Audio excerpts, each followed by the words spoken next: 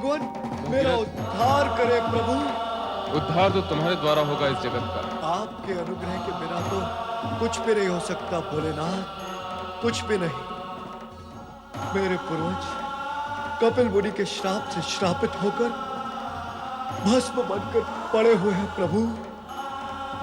मां गंगा का पवित्र जल ही उन पूर्वजों का उद्धार कर सकता है। पूर्वजों का उद्धार तो मात्र निमित्त है भगीरथ, तुम्हें तो इससे भी महान उद्देश्य की पूर्ति करनी है। मुझ तुच्छ प्राणी में महान उद्देश्य की पूर्ति करने की क्षमता और सामर्थ्य कहाँ है देवेश्वर? ब्रह्मा और महेश को बुलाकर अपने सामने खड़ा करने की सामर्थ्य रखने वाला प्राणी तुच्छ नहीं हो सकता भगीरथ। अपना प्रयोजन कहो।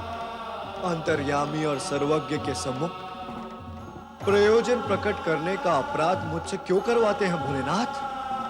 मेरी तो इच्छा मात्र यही है भगवान कि मेरे पूर्वजों का उद्धार करने के पश्चात मां गंगा धरती को उर्वरा और शस्य श्यामला बना दे, साथ ही साथ पापियों का भी उद्धार करे प्रभु।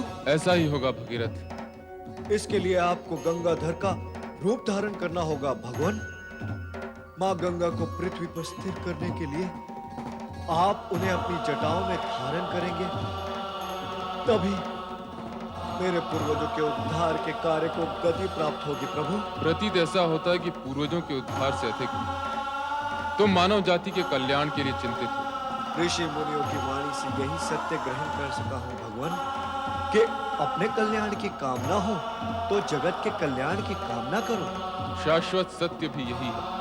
तो हे कल्याण करता भोलेनाथ, मेरा और जगत का कल्याण करो प्रभु, कल्याण करो। संपूर्ण जगत के प्रति शुभ और सद्भावना रखने वाले का कल्याण अवश्य होता है भगीरथ। हम गंगा के वेग को स्थिर करके उसके पावन जल से तुम्हारे पूर्वजों का उद्धार कराएंगे। पतितों का पाप हरने के कारण गंगा पतित पावन कहलाएगी। उनकी कृपा होगी तो अवश्य ऐसा ही होगा प्रभु। मुझे आपकी कृपा और आशीर्वाद तो प्राप्त हो ही गया है। अब मां गंगा से निवेदन कर उन्हें भी मना लूंगा प्रभु, उन्हें भी मना लूंगा।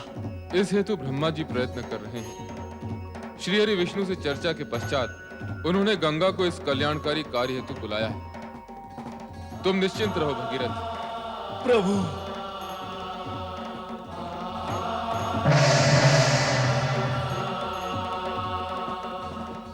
ओम नमः शिवाय, ओम नमः शिवाय, ओम नमः शिवाय। ओम नमो भगवते वासुदेवाय। आज्ञा करें श्री हरि, आपने बुलाया और मैं उपस्थित हूँ। मैंने तुम्हें एक विशेष प्रयोजन से बुलाया है। प्रयोजन विशेष हो अथवा साधारण, आपने स्मरण किया तो मुझे उपस्थित होना ही है। आपकी आज्ञा का पालन करना ही है। आज्ञाकारिता की ये पवित्र भावना आज्ञा सुनने के पश्चात भी बनी रहे तो सभी का कल्याण होगा। मेरे प्रति क्या आपको शंका है जगदीश्वर? क्या मैं आपकी आज्ञा की अवज्ञा कर सकती? तुम्हें पृथ्वी पर जाना होगा गंगा। बस यही है आपकी आज्ञा। इसी हेतु से आप विचार कर रहे थे। पृथ्वी पर तो सभी देवगण आते जाते रहते हैं, स्वयं आप भी तो मानव रूप धारण करने के लिए लालायित रहते हैं। हाँ, रहता हूँ, परंतु इस समय तुम्हें वहाँ एक विशेष प्रयोजन से भेजा जा रहा है। ये तो और भी प्रसन्नता का विषय है कि आप मुझे पृथ्वी पर किसी विशेष प्रयोजन से भेज रहे हैं। मैं आपकी आज्ञा का पालन करूंगी, पृथ्वी पर जाऊंगी, उद्देश्य पूर्ण होते ही लौट आऊंगी। नहीं नहीं गंगा, वहां जाकर पुनः यहाँ लौटने की संभावना और प्रावधान तुम्हारे लिए नहीं है। पुनः यहाँ लौटने की संभावना नहीं है, अर्थात मुझे सदा के लिए पृथ्वी पर वास करना होगा। आप मुझे अपने चरणों से सदा सदा के लिए वंचित करना चाहते हैं। मैं आपके श्री चरणों से वंचित हो जाऊं? क्यों? क्या अपराध किया है मैंने? किस अपराध का दंड आप मुझे देने के लिए इच्छुक हैं? शांत हो जाओ गंगा, शांत हो जाओ। शांति का बीज मेरे अंदर डालकर आप मुझे कैसे शांत कर पाएंगे? पृथ्वी पर सदा सदा वास करने की आपकी आज्ञा मेरे लिए शांति का नहीं, अशांति का कारण है जगदीश्वर। हमें विश्वास है गंगा कि स्थिति का पूर्ण ज्ञान हो जाने के पश्चात तुम अवश्य शांत हो जाओगी। अपने निराधार विश्वास को भ्रम का आधार देने की चेष्टा न करें जगदीश्वर। सदा सदा धरती पर वास करने की कल्पना मात्र से मेरा रोम रोम कांप रहा है। रोम तो अपराधियों का कांपता है गंगा। जगदीश्वर, कृपा करके आप मुझे मेरा वो अपराध बताइए जिसके दंड स्वरूप आप सदा सदा के लिए मुझे पृथ्वी लोक भेज देना चाहते हैं। गंगा, तुम ब्रह्ममय हो, इसलिए पृथ्वी पर जाने को दंडमान बैठी हो। पृथ्वी पर जाना और वहां के प्राणियों के सुख दुख में भागीदार होना दंड नहीं, पुरस्कार है। और अभी अभी स्वयं ही तुमने ये स्वीकारा है कि मैं भी पृथ्वी पर जाने के लिए लालायित रहता हूं। अवश्य कहा है, किंतु स्थायी रूप से आप भी वहां कभी निवास करना नहीं चाहेंगे। लक्ष्य पूर्ण होने पर पुनः लौटना अवश्य होगा। यदि लौटकर आना है तो मुझे जाने में कोई आपत्ति नहीं, परंतु सदा सदा के लिए। तुम अकारण ही अशांत और उत्तेजित हो रही हो गंगे। वहां जाने का प्रयोजन ज्ञात होने के पश्चात तुम्हारी विचारधारा की दिशा पलट जाएगी। क्या ये भी आपका विश्वास है? यदि है तो कहिए, वह आपका प्रयोजन जिस धरती पर जाकर मुझे पूर्ण करना है। तो सुनो, एक दिन राजा सगर के 1000 पुत्र अश्वमेघ यज्ञ के घोड़े की सुरक्षा करते हुए दिग्विजय के लिए राज्य में भ्रमण कर रहे थे। तब राजा इंद्र ने उनका घोड़ा चुराकर कपिल मुनि के आश्रम में बांध दिया।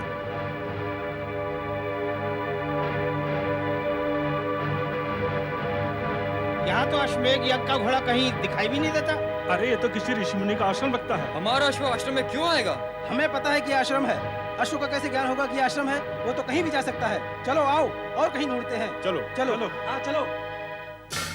वो देखो, सामने मुनि बैठे हुए हैं, तप और ध्यान में डूबे हुए। चलो चलकर उनसे पूछते हैं अश्व के विषय में।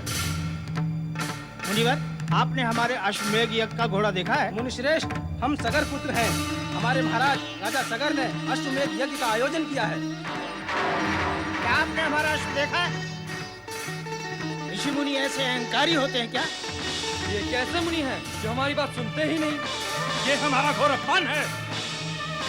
यदि ये मुनि हैं, तो हम भी राजा सगर के पुत्र हैं। हमारी भी कोई प्रतिष्ठा है।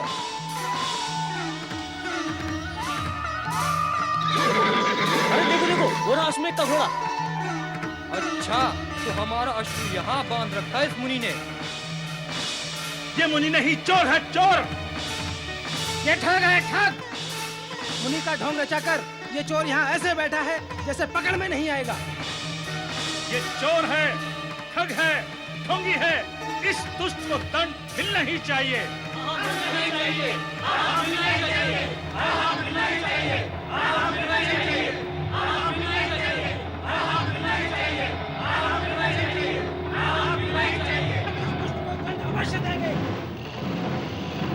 दुष्टो, तुम मुझे दंड दोगे?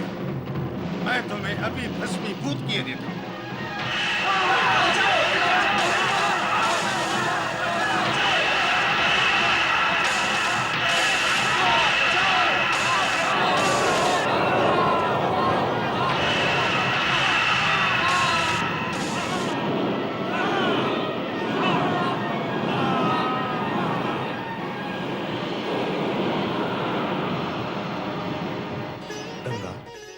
ये एक अत्यंत दुखदाई प्रश्न है कि राजा सगर ने अपने पुत्रों के उद्धार के लिए तपस्या करने का निश्चय किया और अपने पौत्र अंशुमान को यह आदेश दिया कि जब तक मां गंगा पृथ्वी पर प्रकट होकर हमारे पौत्रों का उद्धार न करें, तब तक ये तपस्या का कार्यक्रम चलता रहे।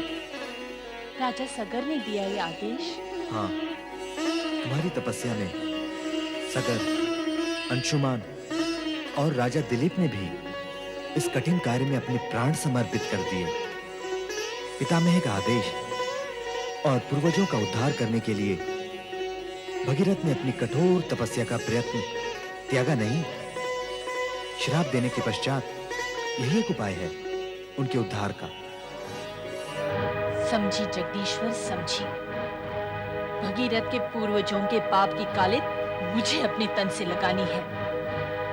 कुकर्म तो उन्होंने किए, उसकी पीड़ा वे भुगत रहे हैं, किंतु किस कारण आपने, भगीरथ और कपिल मुनि ने ये व्यवस्था तय की कि मेरे इस स्पर्श से उनका उद्धार होगा?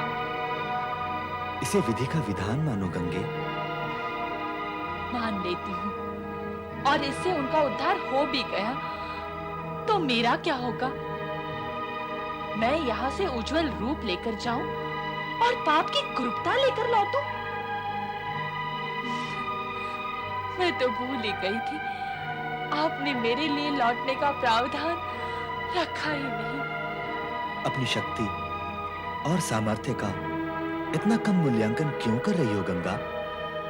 क्या आकाशवासी गंगा की उज्ज्वलता का पक्ष इतना दुर्बल है कि पृथ्वीवासियों का पाप मिटाने से कलंकित और कुरूप हो जाएगा?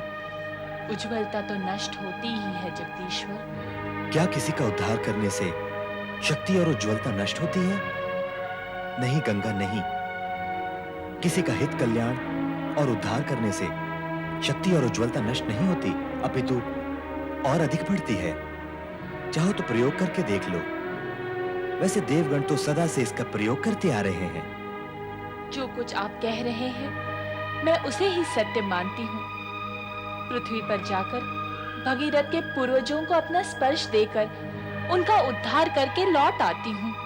आपका प्रयोजन सिद्ध हो जाएगा, आज्ञा पालन करने का मेरा कार्य भी पूर्ण हो जाएगा। किंतु फिर मुझे धरती पर स्थायी वास करने के लिए ना कहे जगदीश्वर, ना कहे। गंगा, तुम अपने कल्याणकारी स्वरूप को पहचान क्यों नहीं रही हो?